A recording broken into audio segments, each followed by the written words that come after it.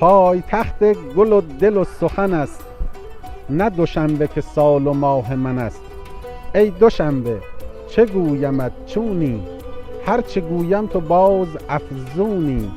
مرکز مهربانی دنیاست، پر درخت و گل و بهشت آساست.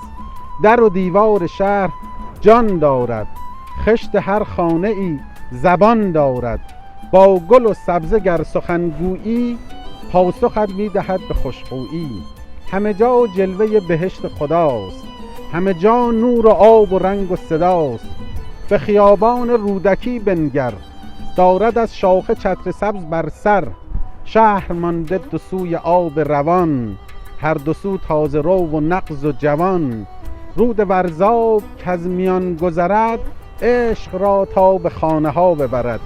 سبزه بتوانی از دکان چینی، رو به بازار مهرگان بینی. مردمی گرم و مهربان دارد، کم چنین مردمی جهان دارد.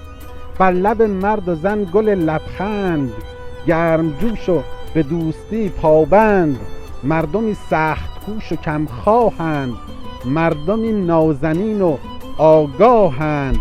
اهل فکرند و اهل اندیشه، با نمک خوردگان وفا پیشه.